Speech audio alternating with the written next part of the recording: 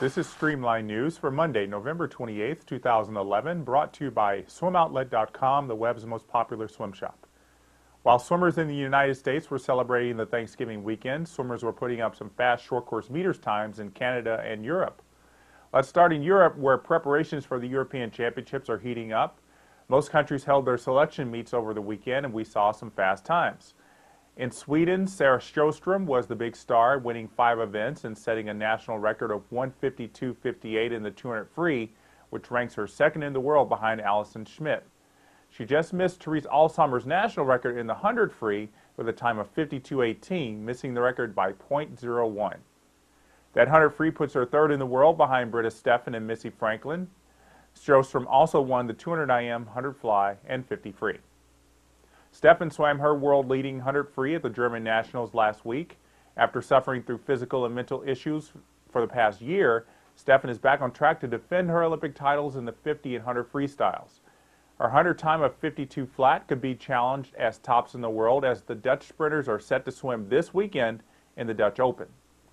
The rest of the German Nationals was largely unimpressive, though many of the top swimmers there did not need to swim fast.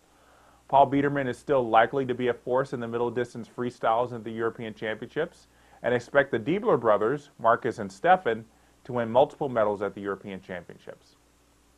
Marcus Rogan took a break from training with the Trojan Swim Club to attend the Austrian Nationals last weekend.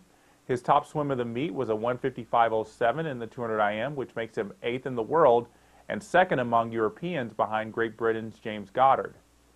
Rogan also swam the 400 IM and won with a 4:08.28. Sinead Russell and Tobias Ohrwall were the big stars of the Canada Cup, which took place last weekend in Toronto. Russell won 6 events and Ohrwall won 5. Both swimmers are on the cusp of international prominence in the backstroke events, with Russell placing 8th in the 100 at the World Championships.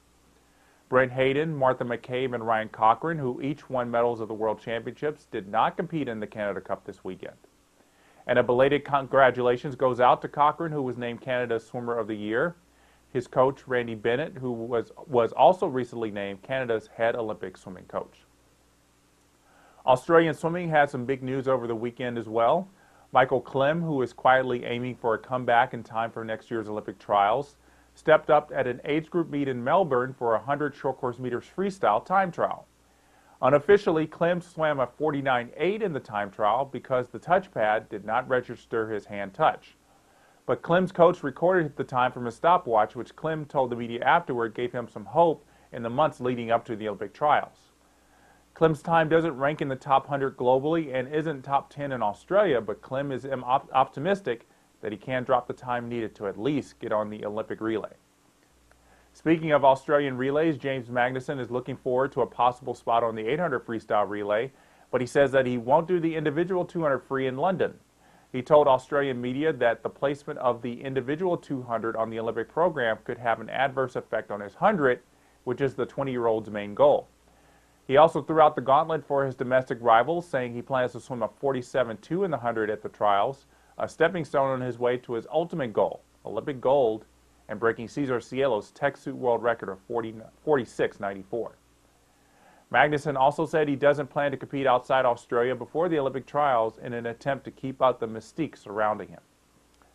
One of Magnussen's 800 free relay teammates in London could be Kenrick Monk, now that the Aussie has been cleared of all charges stemming from his false statements after injury sustained in a skateboard accident.